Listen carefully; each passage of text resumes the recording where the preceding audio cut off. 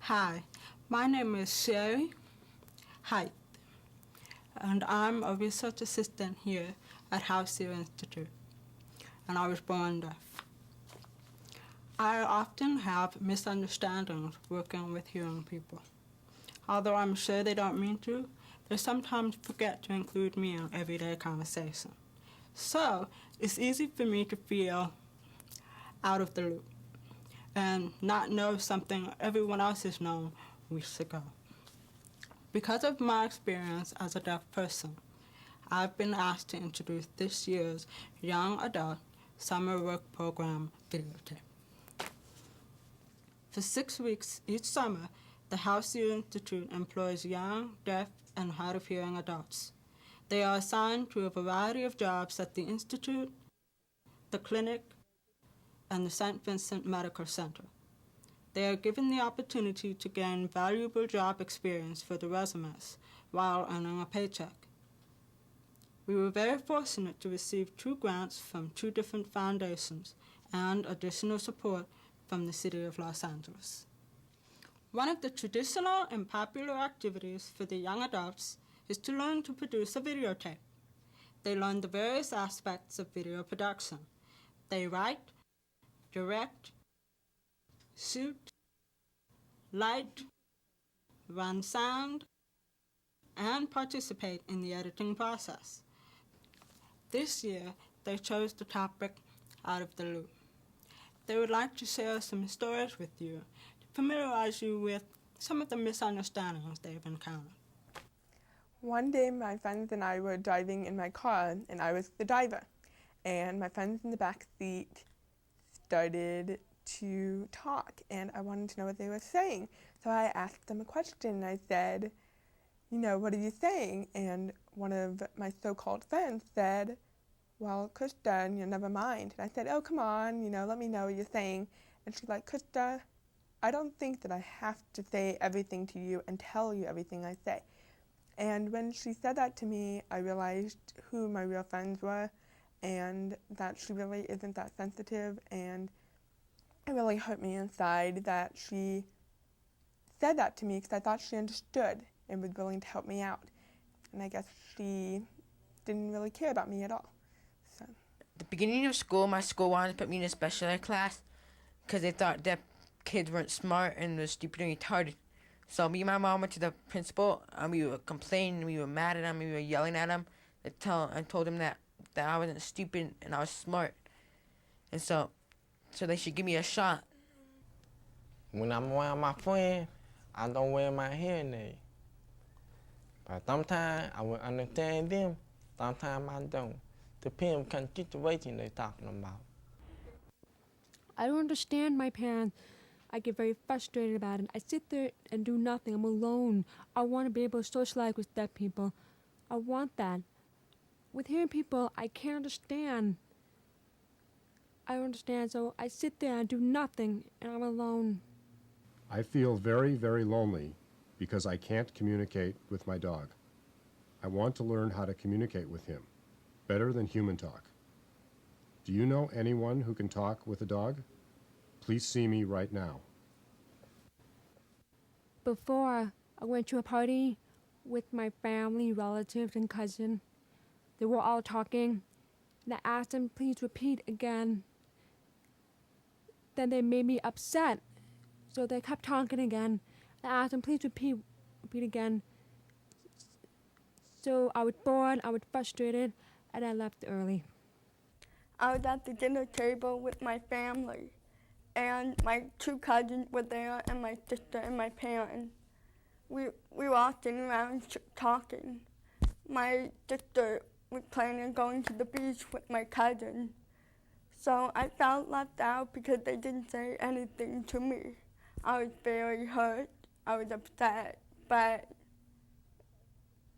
they finally asked me to go to the beach with them. When I call my hearing friend, I ask him, hi, what's up, and how are you doing? Then my hearing friend, tell me, come on over to talk. And I said, okay, fine, I'm gonna be there in a minute. So when I get there, I feel left out because my hearing friend has another hearing friend, and they both talk a lot than me. So my hearing friend asked me if we want to play basketball outside, and I said, okay, sure thing. So we go outside and play basketball. Again, same thing. They both talk a lot than me, so I feel more left out. Okay. A couple of times I've been out of the loop. Like one time in 6th grade, a couple of my classmates were asking me, what is that in your ears? And I would tell them that's my hearing aid. And they would go, well, what's it for? And I said, well, one of the kids that was asking me that wore glasses. And I would ask him what his glasses were for. And he said, hey, they're for my eyes. And I told him, well, my hearing aids are for my ear. So there's not much difference, except for they're the opposite. And then he started joking around, well, what radio station are you listening to? And I got really mad, and I didn't like that, and I felt left out, so. One time, my cousin and her friend and I went out to a restaurant. We were sitting around, we were talking. My cousin, she was really good at sign language, but sometimes her friend talked with my cousin, and they forget me. They keep talking, and I feel left out. So I asked them, what did you say? My cousin's like, oh, I'm sorry. She said so-and-so. She keeps interpreting about what they're talking about. Then later, again, they forget about me. They leave me out. And I asked, what did you say? Say it again. And I feel very frustrated. I grew up oral and with hearing people all my life. When I first heard about the deaf community, I thought that, it would be a lot better for me because I would get to know people who I had more in common with, people who would understand me better. And I was met with a big disappointment because they shut me out because I had an implant and they didn't want to communicate with me even though I learned how to communicate with them. And I had a real problem with it. It upset me a lot because I figured that deaf people would understand me and my situation better than hearing people would. When I found out hearing people are the ones who really tried to understand me, they really tried to get to know me better and tried to help me when they could, when deaf people didn't really care and they shut me out. And I felt really left out and really upset about it. Typically, hearing and deaf people experience out-of-the-loop situations when communicating with each other, or should we say, not communicating. But many hearing people don't consider that within the deaf population, there's a very similar communication problem. I'm not part of the hearing world, and I'm not part of the deaf world. I'm in between, and I just have to hang out with my hard of hearing friend. What I am doing right now is I'm learning sign language gradually, and I feel like I should be more involved within conversations with those that are signing and not being too timid and shy to speak my mind.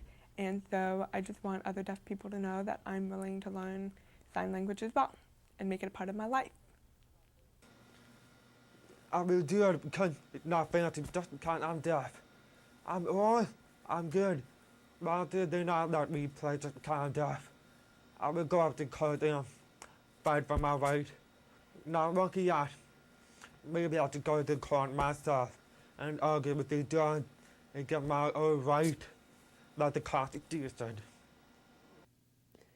I really want my parents to learn the English language we can communicate. I'm not going to let anybody get away with thinking that I'm stupid. I'm going to do whatever it takes to tell them that I'm not stupid. Even if I have to beat them up or whatever, I'm not going to let them think I'm stupid just because I'm deaf.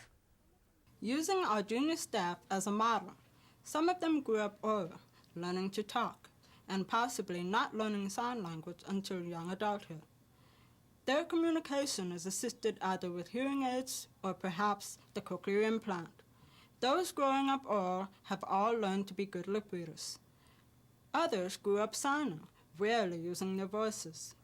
These young adults grow up deeply involved with a sensitive deaf community, typically confining their social lives among those like themselves.